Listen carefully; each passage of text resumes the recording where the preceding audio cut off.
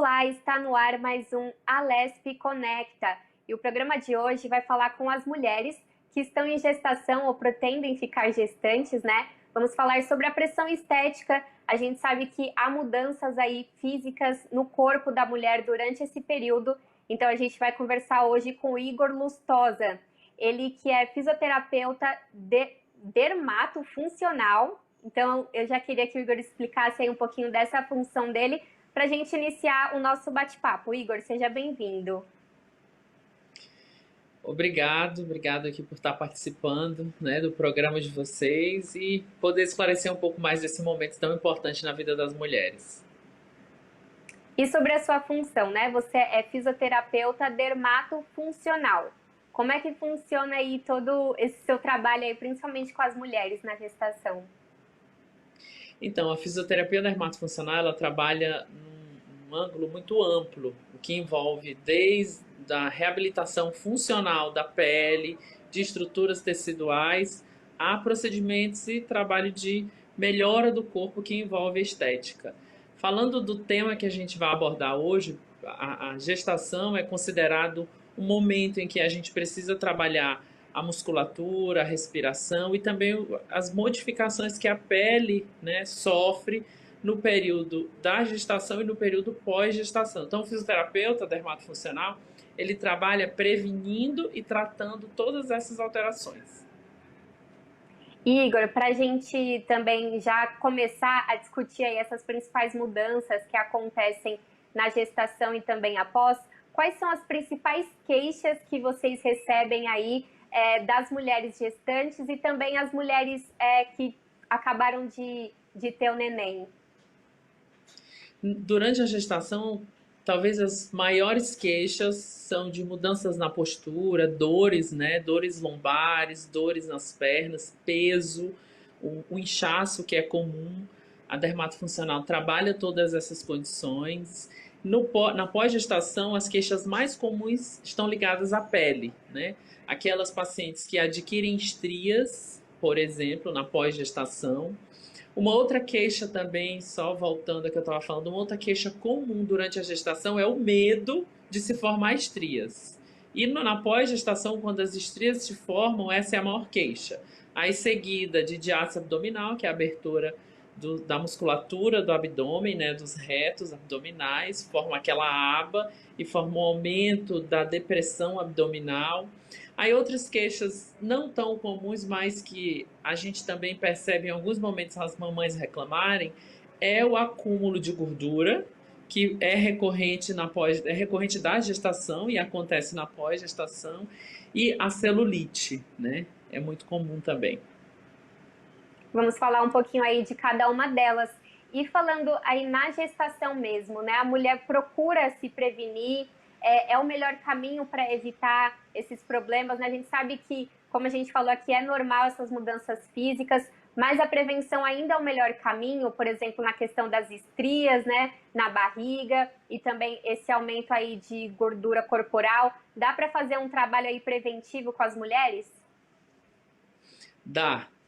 Talvez esse seja o nosso principal trabalho, vamos pensar assim, né? Porque a gestante, muita coisa é contraindicado, há limitações de utilizar muitos recursos. Então, o que a gente tem em mão para trabalhar com a gestante é pouquíssimos recursos que limitam ali ao trabalho da prevenção das estrias, né? Descobriu que está grávida, a gente já pede para a gestante utilizar produtos para hidratar a pele, para ocluir o tecido, para evitar a formação de estrias, mesmo sabendo que a estria é muito comum nos últimos meses de gestação.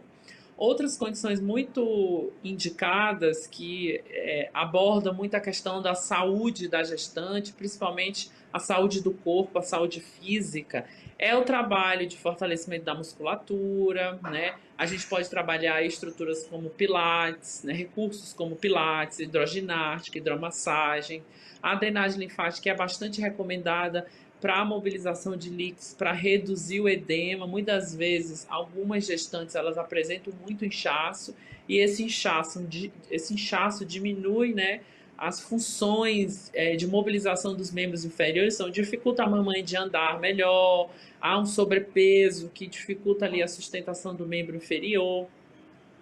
E a atividade física, musculação, também é indicado, na verdade. Então, depende muito de cada gestante. Cada gestante é avaliada individualmente para que a gente possa ali indicar o recurso mais adequado para a sua condição física.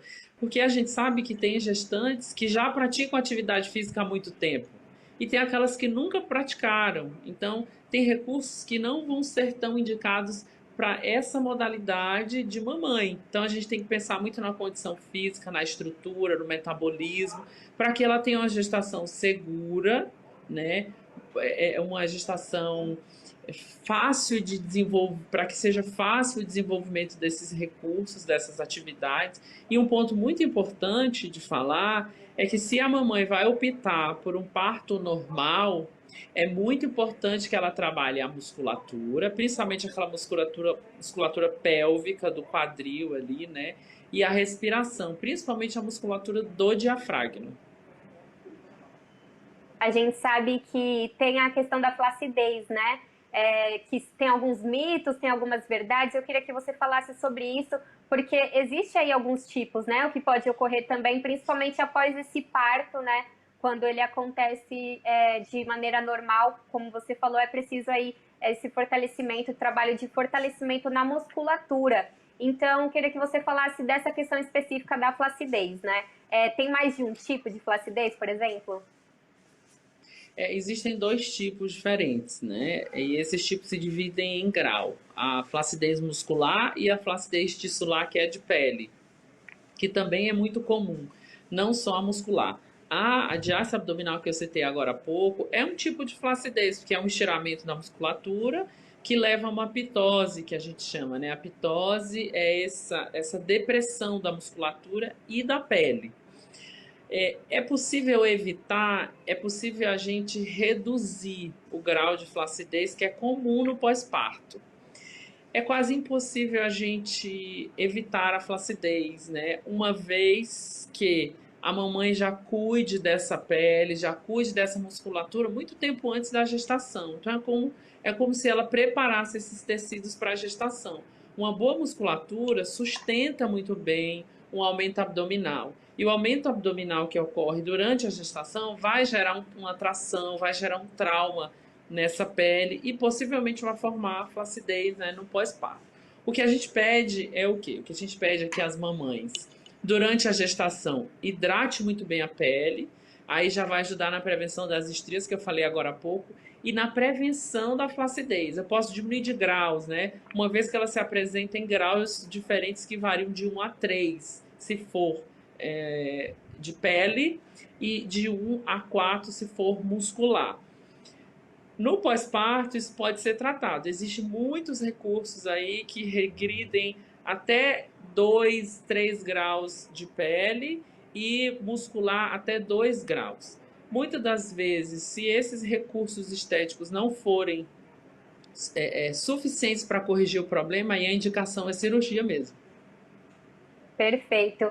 E Igor, citando aí também algo que pode acometer as mulheres durante a gravidez, né? Não só durante a gravidez, a gente sabe, mas é o melasma. E aí é uma manchinha aí que tem uma certa resistência, né, para sair, não tem aquele tratamento específico, né? A gente sabe que é uma mancha que incomoda aí exatamente por ela ser um pouco mais escura e ter essa dificuldade aí no tratamento.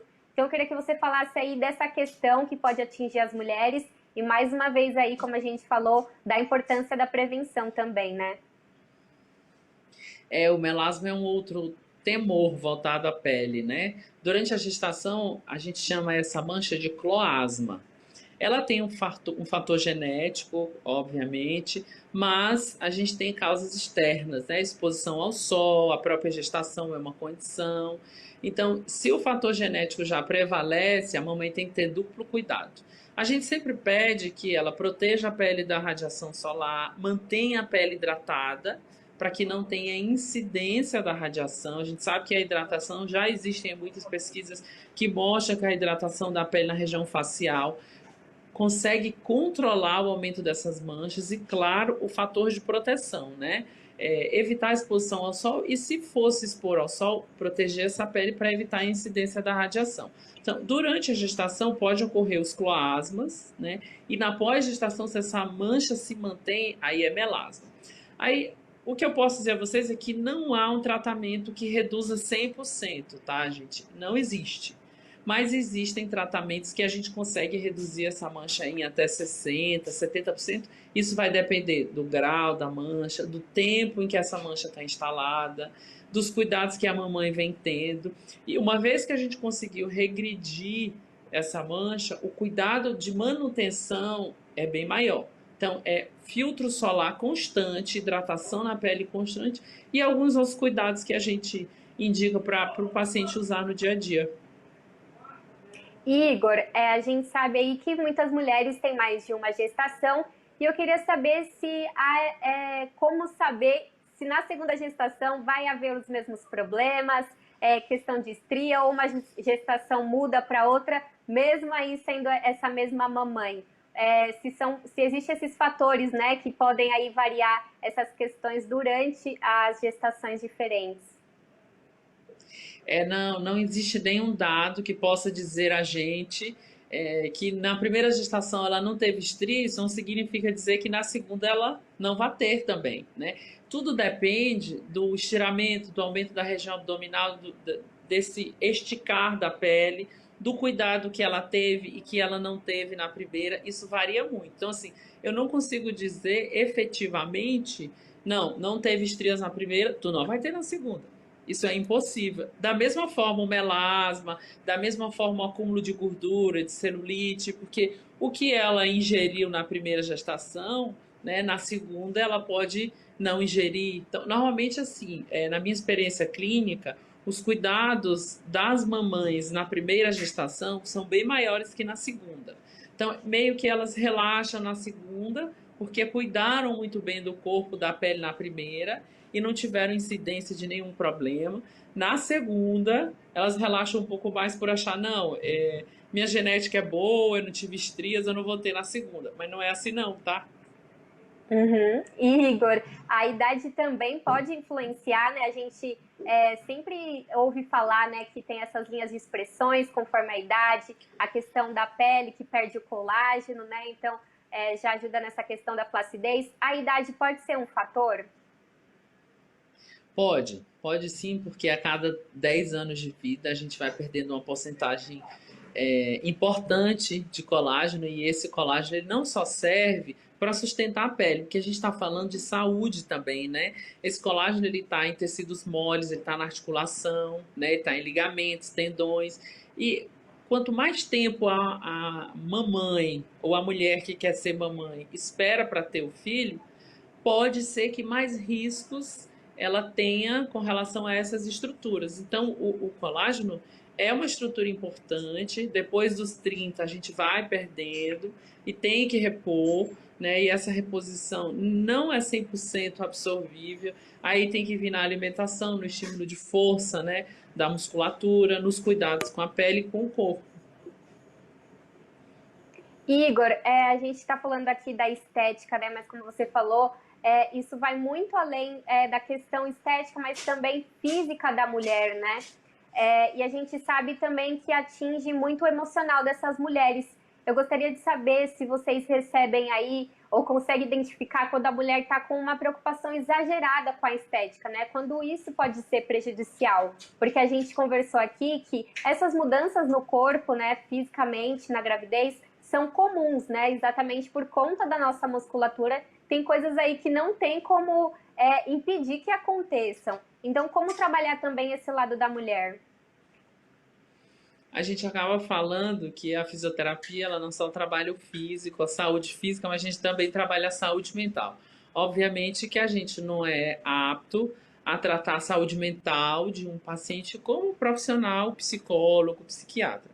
Mas a gente é apto a entender e identificar que aquilo é um problema que precisa ser tratado por um médico, psiquiatra ou mesmo por um psicólogo. É muito comum, durante a gestação, as mamães sofrerem medos, né, angústias, ansiedades, e isso repercute dentro do nosso consultório. Muitas têm medo do parto, muitas têm medo de como o bebê pode vir, muitas têm medo de como aquilo pode gerar mudanças físicas no corpo e ser irreversíveis. O que a gente tenta orientar para essas mamães é que, se fizer tudo direitinho, se tomar os cuidados certos na hora certa, a gestação vai ser tranquila, vai ser segura e a gente consegue evitar todos os problemas. A gente sabe, né? Tem essa insegurança também e uma própria pressão, né? Às vezes vinda da mulher, né? E da sociedade também, de conseguir manter e recuperar esse corpo aí de antes da gravidez. Eu queria saber se vocês conseguem fazer essa identificação, como você falou, e se vocês fazem esse encaminhamento, né? Conversam, como que vocês conversam com a mamãe? Mamãe, essa preocupação aqui é um pouco exagerada. Como que fazer, ter essa interlocução para que elas também procurem esse cuidado mental? Entendi. Essa intervenção, ela... Eu não ouvi o teu final. Então, eu voltando aqui, gostaria de saber se vocês fazem essa interlocução entre a paciente, né, a gestante, e o psicólogo, né? Como é ter essa conversa com essa mulher, né, e explicar para ela que ela está tendo essa preocupação um pouco mais exagerada?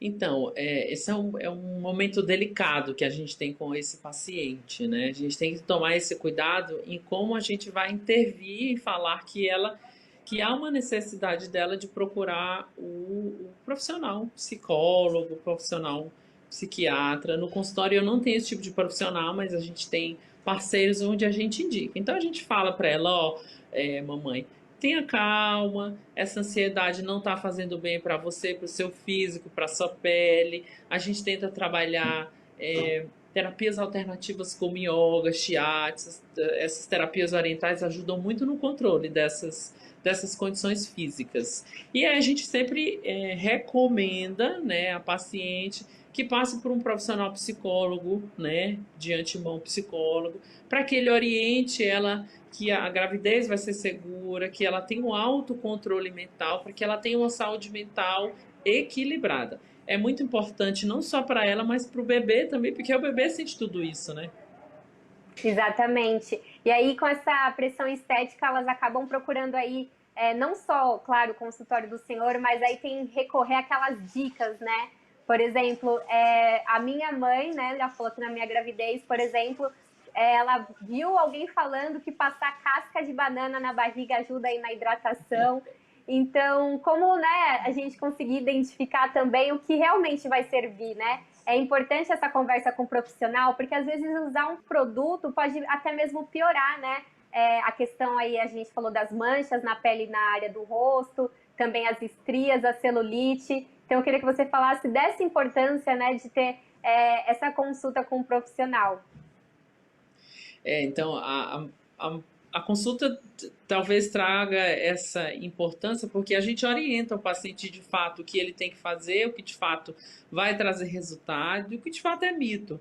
Olha, a questão da casca de laranja, a questão do açúcar, enfim, tem muitas condições que a gente recebe no consultório de receitas caseiras em que a gente fala para a mamãe que a pele está diferente, que a pele está sensível ou está sensibilizada por um período específico decorrente da gestação, e a gente passa a orientar. A gente pede que o paciente fale tudo para a gente, tudo o que está sentindo, tudo o que está fazendo, que esteja relacionado com aquela área que a gente está tratando.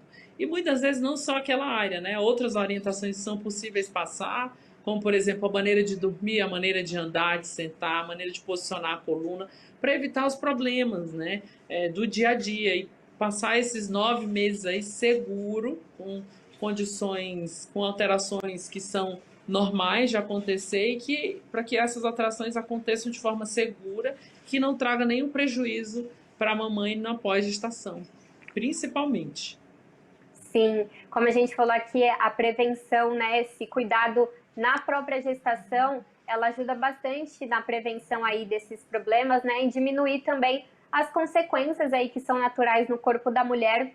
E aí no pós-parto, a mulher, ela já tem essa questão de estar cuidando da criança, com os afazeres de casa, tendo que olhar aí completamente, tendo um olhar direcionado a essa criança que precisa dela naquele momento. E como que é no pós-parto, né? Vocês recebem mulheres que procuram vocês nesse período e não durante a gestação? E se é uma dificuldade um pouco maior aí para tratar diretamente dessas mulheres, porque eu entendo que é difícil, né? Você prestar atenção tanto nessa sua questão física e ter um bebê ali que já nasceu para cuidar, né? O pós-parto é o período em que as mamães mais procuram a clínica de estética. Eu percebo que durante a gestação a procura é maior pelas clínicas de reabilitação, né? Onde a gente vai incrementar esses recursos que eu havia te falado no começo. Recursos que trazem o relaxamento, a melhora da musculatura, a redução no inchaço. No pós-parto, a procura pelos consultórios específicos de estética para tratar a estética do corpo é maior. Então, a preocupação com a flacidez, a celulite ou acúmulo de gordura localizada. Principalmente uma outra região muito comum que eu não falei aqui é a flacidez mamária. É uma região difícil de tratar, né? Normalmente a correção é cirúrgica, mas a gente consegue minimizar durante a gestação. Na pós-gestação, se o trabalho prévio tiver sido feito anteriormente, a gente consegue alcançar um bom resultado na pós-gestação. Uma vez que essas mamas aumentam muito e elas, além de formar flacidez, elas também podem formar estrias. Igor, pensando aí justamente na questão da prevenção, a gente falou o quanto é importante aí para diminuir esses sinais, mas a gente sabe que algumas mulheres procuram aí vocês, né, e também para fazer os procedimentos estéticos, né, após o parto, né, no pós-parto. Então, eu queria que você falasse um pouco aí dessa diferenciação, né, e principalmente a importância, mais uma vez, da prevenção, que pode diminuir esses sinais, né? Que a gente sabe, mais uma vez aqui, reforçando que são normais durante a gravidez, essa mudança no corpo, né? Mas como que é no pós-parto para essas mulheres? Bom, no pós-parto, a gente só vai intervir com a mamãe, né, por volta do terceiro mês de pós-gestação. Porém, tem uma coisa muito importante que a gente tem que levar em consideração, que é a amamentação. Se ela estiver amamentando, alguns recursos estéticos são contraindicados. Falando de tratamento de beleza, né? Alguns recursos estéticos são contraindicados. Uma outra coisa que a gente tem que levar em consideração é o tipo de parto. Se foi um parto normal, a recuperação é mais rápida, não tem cicatriz, então eu posso intervir com outros recursos. Se for parto cesárea, a gente for trabalhar aquela gordura abdominal próxima da cicatriz, aquilo pode estar retraído, dolorido, então a gente tem que ter essa preocupação maior. O que pode acontecer no pós-parto é haver um acúmulo de gordura na região abdominal e membros inferiores, né, coxa, perna, isso piora o quadro da celulite. A flacidez abdominal ela já é visível após o terceiro mês, porque essa barriga já diminuiu bastante, né, aquele inchaço uterino já cedeu bastante, então a aparência flácida da pele já aparece, isso já pode ser avaliado. Uma outra condição que a gente também já pode observar é o acúmulo de estrias. Uma vez formadas, elas já são presentes. A gente só tem que identificar o tipo, se é uma estria vermelha, se é uma estria branca, né? Provavelmente nesse período ainda está vermelhinha, mais fácil de tratar. Então, o ato do trabalho preventivo diminui muito dessas complicações no pós-parto. Muitas vezes as mamães elas não vão apresentar estrias, elas não vão apresentar uma flacidez significativa que chega a incomodar elas, e muito menos o acúmulo de gordura e a formação, né, do quadro de celulite. Mesmo assim, é indicado e é recomendado que se houver algum tipo de mudança que incomode a mamãe ou que cause algum dano estético, é recomendado que essa paciente procure um profissional adequado para que a gente possa tratar ou reverter. E a gente sabe da cobrança, né, que a mulher recebe para voltar ao corpo antes da gravidez, né? Então, alguns procedimentos aí estéticos as mulheres acabam procurando, né? Mas é um processo. Queria que você explicasse isso, né? Que antes de recorrer a esse processo estético, né? Às vezes um tratamento um pouco mais invasivo, é um procedimento aí de recuperação que é lento, né? Não é daqui um mês que a mulher acabou de ter a criança, 3 meses, que ela já vai ter resultado aí tratando, né, essas questões que mudaram no corpo, né? Então é um processo lento, às vezes as mulheres querem voltar com uma rapidez tremenda aí, mas não é bem assim, né? Então avaliar um pouco antes de procurar para fazer um procedimento estético, né? A gente tem que levar em consideração, Carol, as mudanças fisiológicas. Elas são individuais de cada mamãe, né? Por isso que justifica uma mamãe, por exemplo. Vou te dar um exemplo para ficar fácil de entender. Mamães que já praticam atividade física, que já têm o hábito de se alimentar bem e têm uma, uma, uma condição de vida, exercícios adequadas, é diferente daquela mamãe que não se alimenta bem, que não pratica atividade física e muitas vezes tem alguma doença recorrente, né? Então, o pós-parto, isso influencia muito. Aquela mamãe que já pratica exercícios, que se alimenta bem, né, de 3 em 3 horas, alimentos com qualidade, a recuperação dela vai ser mais rápida. Então, o corpo, fisiologicamente, vai responder mais rápido, né, às mudanças ocorridas no pós-parto. Diferente da outra mamãe, né, que não se alimenta bem, que não pratica exercício físico. Essa mamãe, ela vai ter uma recuperação mais lenta, fisiologicamente falando, o corpo vai responder de forma mais lenta.